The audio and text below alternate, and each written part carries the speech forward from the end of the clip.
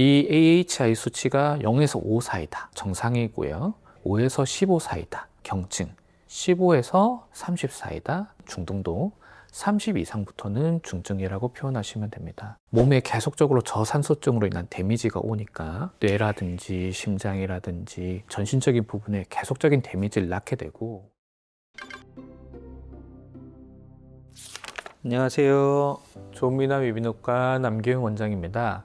이번 시간에는 수면무호흡증과 관련된 진단, 치료, 관리, 검사에 대해서 자세히 설명하는 시간을 갖도록 하겠습니다. 지금 한국에서 보험 적용 받을 수 있는 유일한 검사는 수면다원 검사라는 검사입니다. 잘 때 여러 가지 센서를 붙여서 검사를 하게 되는데요. 대표적인 걸로 뇌파, 수면에 들어갔는지 확인할 수가 있고, 두 번째로는 호흡의 기류, 숨을 잘 쉬고 있는지, 세 번째는 눈의 움직임, 우리가 렘 수면이라는 단계에 있을 때 눈의 움직임을 통해서 수면의 단계를 파악을 하거든요. 그 다음에 심전도, 그 다음에 산소 포화도 수치, 그 다음에 복부랑 다리 움직임을 체크하는 검사들을 하면서 전반적으로 수면 무호흡증뿐만 아니라 기면증이라든지 다 같이 체크를 할 수 있게 됩니다. 병원에서 이제 하루 주무시면서 하게 되는 검사인데요. 보통 한 저녁 9시쯤 병원에 오시면 수면기사의 안내를 받으셔서 침대에서 주무시면 되고, 자기 전에 이제 여러 가지 센서를 부착하게 됩니다. 자는 동안에 환자분이 움직이는 생체 징후라든지 아니면 모니터 기록을 통해서 어떤 움직임이 있었는지, 자기도 모르게 어떤 다른 행동을 하지 않는지를 다 체크를 하게 되고요. 다음날 아침 6시 정도면 끝나게 됩니다.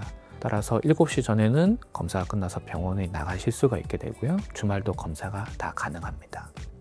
무호흡과 저호흡을 합친 지수 AHI라고 하는데요. 이 지수를 기점으로 수면 무호흡증의 경증, 중등도, 중증을 나누게 됩니다. 이 AHI 수치가 0에서 5 사이다. 정상이고요.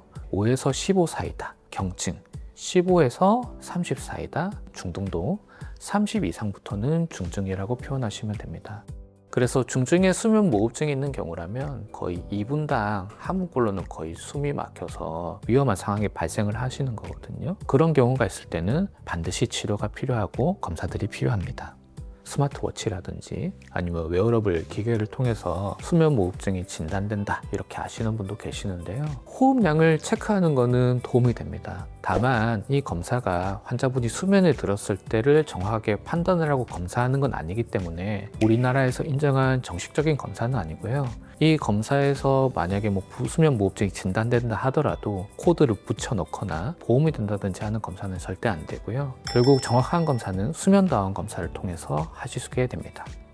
흔히 이제 크게 2단계로 보시면 될 것 같은데요. 일단 첫 번째 단계는 양압기를 써서 수면의 무호흡을 정상화시키는 겁니다. 왜냐하면 수면 무호흡증이 있어서 지금 만성적인 상태로 진행됐기 때문에 매일매일 지금 심장과 뇌혈관 질환과 전신적인 부분에 계속 데미지를 주는 거거든요. 그래서 양압기를 쓰시면 호흡은 정상으로 돌아오시게 돼요. 그래서 바로 즉각적으로 할 수 있는 가장 안전하고 확실한 치료라고 보시면 될 것 같고요. 두 번째로는 이제 살을 빼는 건데요. 살을 빼는 게 하루아침에 마법처럼 빠질 수는 없기 때문에 살이 뺄 때까지는 양압기로서 몸을 최대한 건강하게 유지를 한다. 두 번째로 이제 살을 빼는 작업을 하는데 운동을 하신다든지 식단 관리를 하신다든지 다이어트 주사를 통해서 살이 빠지시면 수면 무호흡증 증상도 훨씬 개선될 거라 봅니다. 비만으로 인해서 수면 무호흡증이 발생한 환자에게서는 체중 감량이 됐을 때 수면 무호흡증에 대한 증상이 좀 드라마틱하게 발생할 수 있는데요. 통계적으로 봤을 때 체중이 한 1kg 정도 빠졌다, 무호흡 지수가 한 1에서 2 정도는 감소한다고 합니다. 살이 쪘을 때 다른 이유 없이 수면 무호흡증이 발생한 거라면 드라마틱하게 좋아질 수는 있는데, 해부학적인 다른 구조의 문제, 코 안에 뼈가 휘었다든지 편도가 크다든지 혀가 너무 두꺼운 경우라면 단순히 살 빼는 것만으로는 드라마틱하게 좋아지지 않을 가능성도 있습니다.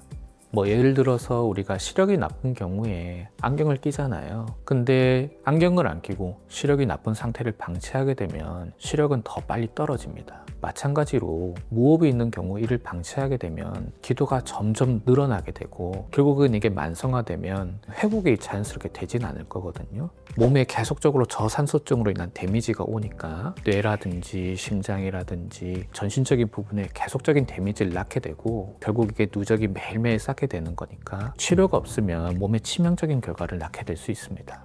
도움이 될 수는 있습니다. 다만 우리가 입을 왜 벌리고 숨 쉬는지를 한번 생각해 볼 필요는 있는데요.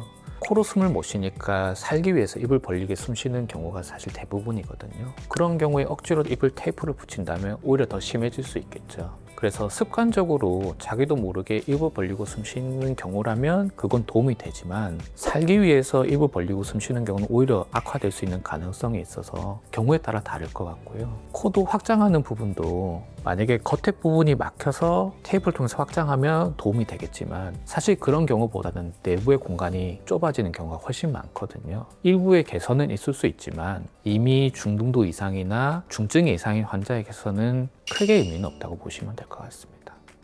네, 지금까지 수면무호흡증의 진단과 접근 방법 그리고 치료와 관리 방법에 대해서 알아봤습니다. 경청해 주셔서 감사합니다.